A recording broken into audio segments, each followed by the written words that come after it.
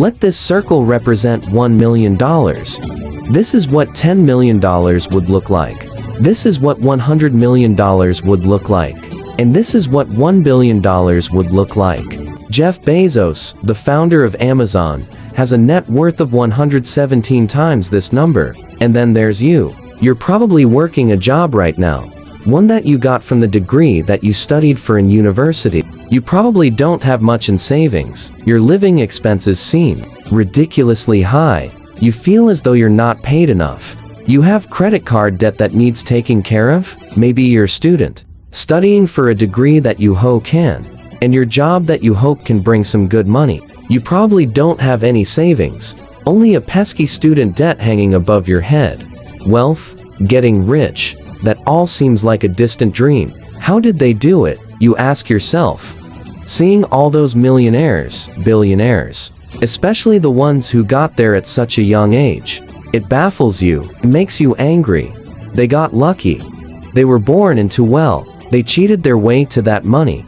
Doesn't make them honey as evil. And you're not smart. And I'm just unlucky. Those dreams you had of buying that mansion, your favorite sports car, paying off your mortgage, traveling around the world, they'll forever remain that way, just dreams. Nothing more, nothing less.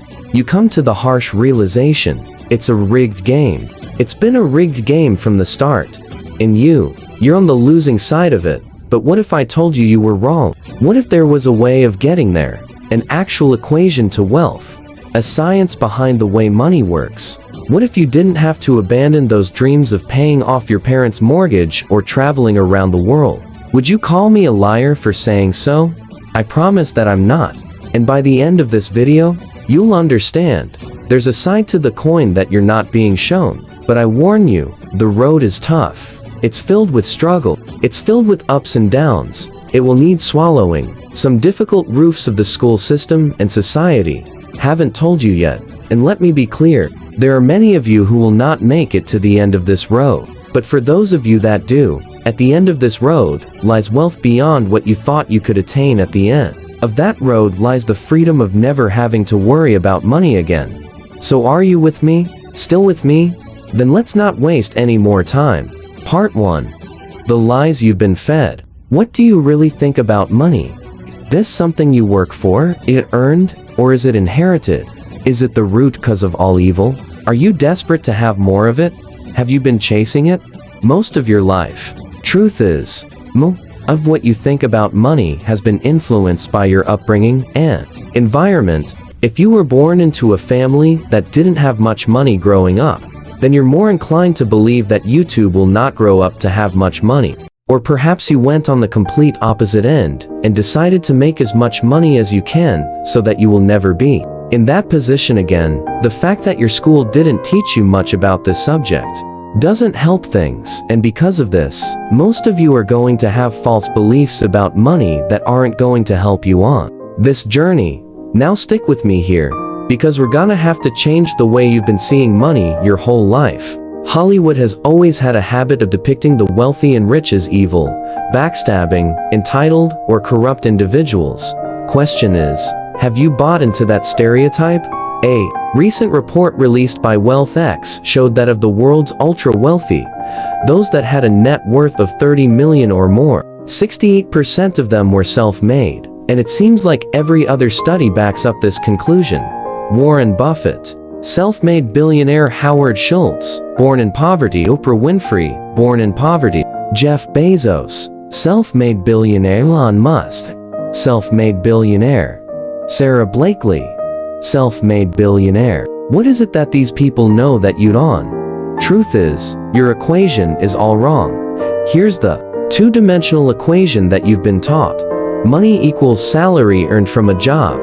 Past a certain point, the prospect of getting a job becomes the sole purpose of your education. So what's wrong with that, you asked? I'm gonna assume that if you're watching this, you want to make money, a lot of it, and in a short amount of time as possible. If that is your goal, then this equation for generating money will never get you there. We all have a precious resource, the most important resource for all. And once it's gone, there's no way of getting it back. That resource is time in a standard job. The amount of money you burn is dependent on the amount of time you put into that job. If you earned $20 an hour and worked 40 hours a week, it would take you nearly 24 years to reach a total of $1 million, but that is without subtracting any taxes or any expenses that you will incur over 24 years. And let's not forget that inflation would make your $1 million less valuable. The reality is that on a salary of $20 an hour, you can only really be a millionaire at an old age by living frugally, and most of that precious resource known as time has slipped through your fingers. You traded all that time for money, and it wasn't even a substantial amount either. So again, you ask yourself, how is it, then, that there are self-made millionaires and billionaires at such young ages? What makes them so different? And the truth is, they have a better equation than you. They have a way of understanding money that you haven't quite grasped. The Earth. Part 2. The truth about money and wealth. Pay very close attention. Now, stop chasing money in a capitalist society. The rules of the game are as follows. You are paid in proportion to the perceived value that you have, and the people that perceive your value. They are the market, the consumers of the economy. The market is you, your friends, your family, your neighbors. Your country people complain that football players are overpaid, but for players to be paid millions, there has to be a market for the football industry in the first place. People have to see the value in football in the first place for them to want to spend money on matches and merchandise, and if the market is a high demand for football, guess what happens to the players who are at the top of their game? They are paid generously for it. It's not about how hard you work. The cleaner that's sweating and tiring himself out every day is paid far less than the accountant sitting behind a desk. Why? Because the market perceives the value of what the cleaner does to be far less than the accountant. As harsh as it may sound, the cleaner can be replaced by anybody. It isn't difficult to learn how to do his job, and therefore, the market will not pay him more than the accountant, the guy who spent years studying numbers, the guy who has saved his clients thousands on their taxes. But even so, we just discussed how getting a job is in the right equation to amassing a great amount of wealth in a shorter period of time. So then how can we increase or perceived value? What is it about people like Elon Musk or Jeff Bezos that makes their perceived value so high? The first step to this equation of wealth is quite simple. If you want money, solve problems. If you take a second to digest this statement, you realize that just about all money runs from this basic premise. If it solves a problem, money will be thrown at it. If it's $1 million problem, then the solution will make you millions. If it's $1 billion problem, then the solution will make you billions. Think about all the problems that our site, like Amazon, solves. The hassle of going to a store, that hassle of having to wait weeks for a delivery, cheaper prices, and so on. Not to mention all the other companies that Amazon owns and the problems that those companies solve. Jeff Bezos helped solve $1 billion problem, and also awarded favorably for doing so. If you've been chasing money, then you've been doing it all wrong. It sounds almost paradoxical, but if you want money, it isn't money that you should be looking for. You should be looking for problems, and more importantly, solutions to those problems. And once you found that solution, a business around it. Wait. So that's it. Just solve problems and money will appear. So I'm gonna have to create the next Amazon for me to be rich, or the next Facebook, or Google. You've got to be kidding me, right? I don't even know how to code. I don't even have the money to start something of that scale. I don't even hold on your once more going into old patterns of thinking. Start with the problem. Always start with the problem. Listen to the market around you. What are people saying they don't like? What are people saying they wish existed? What are people saying frustrates them? What do people think is incredibly inconvenient? Is that a problem that you can solve? And also is a problem that is worth solving? Part 3. A problem worth solving. The final step of this equation to wealth is finding a scalable solution to the problem. Your solution needs to affect a magnitude of people starring a restaurant that's not scalable. You're constrained to the local area and the footfall of that area, but a franchise now, that's more scalable. Is your solution a piece of software, then? That means once that software has been built, you can scale it infinitely online, without needing to worry about things like production or shipping costs, as it's all done virtually. Good luck finding infinite scale with a job, but be careful. Does your solution require your time to generate money? Let's say you were a yoga teacher that charged $100 per hour. Congratulations, you only made yourself another job disguised as a business. There's only a certain amount of lessons that you can feasibly do in one day, and therefore, your income is time-bound. But if you created an online yoga class that ran 24/7 with lessons, you only had to create once. Now, that is scalable. Scaling your solution is critical here, so do not get lost on this point. Automation also plays an important role. Systems and processes will keep your business running like a smooth machine. If implemented properly, if there is something in your business that you can outsource to somebody else or hire an employee to do it for you, assuming it financially makes sense for you to do so, then do it. Tasking yourself with everything is a bad thing, as much as you may think you're the best. There's someone out there that can do a better job than you once you've found a solution. It's your job to make sure that solution can be accessed by everyone in your market. It's not about your ego, and it's not about what you're passionate about. The market doesn't care about your passions. So now that you have your profitable business running with the right systems and processes in place, it's time to move on and reap what you sow. Part 4. The reward. There are two likely paths you're going to face at this point. You either continue your business or cash in and sell it. This is the acquisition.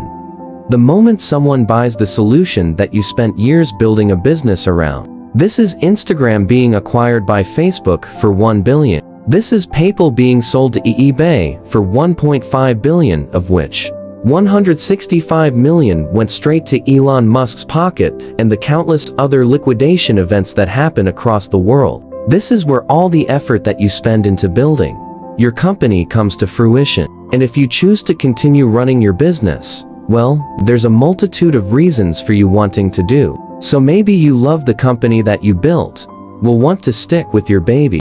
Maybe you think you can add more value to the company and sell it down the line for more than it's currently worth. Perhaps that business runs passively in the background, so you don't have to do much to keep the wheels turning. Or maybe it's a combination of these three things. Either way, you did it. You solved a problem that the market wanted solving, and it were awarded you favorably for doing so. And so now, ask you, what was it all for anyway? Part 5. Your money or your life. For most of you, it was never about the money. Money is just a piece of paper, a number on a screen. Its value is only backed up by our belief in its value. From the very start, this was never about the money. Paying off the mortgage, buying your dream car, traveling around the world, never having to worry about your financial situation. It's the freedom that you were looking for. Your destination wasn't anything monetary related. It was a feeling, sensation. The ability to do what you want, whenever you wanted, without ever having to cast the thought towards, can I afford this? Have I used up all my holidays for the year? How am I going to pay the rent? Will I be able to live off my pension? What dreams will I have to sacrifice because I can't afford to pursue them? The most important lesson from this video was never about the nature of money. It was about the one valuable resource that we all have. The one resource we will never be able to reclaim, time. Is giving up a large chunk of your time towards a job that you probably don't like worth it?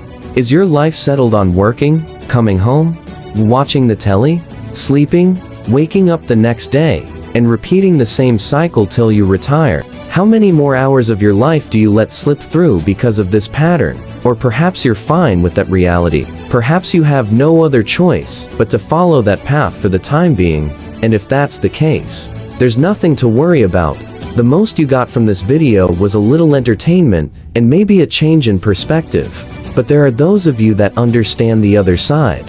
Those of you that have the desire to never need to worry about money ever again. And so I feel the need to remind you, stop chasing money, chase problems, and find the solution to those problems. This is the equation through which all money is found.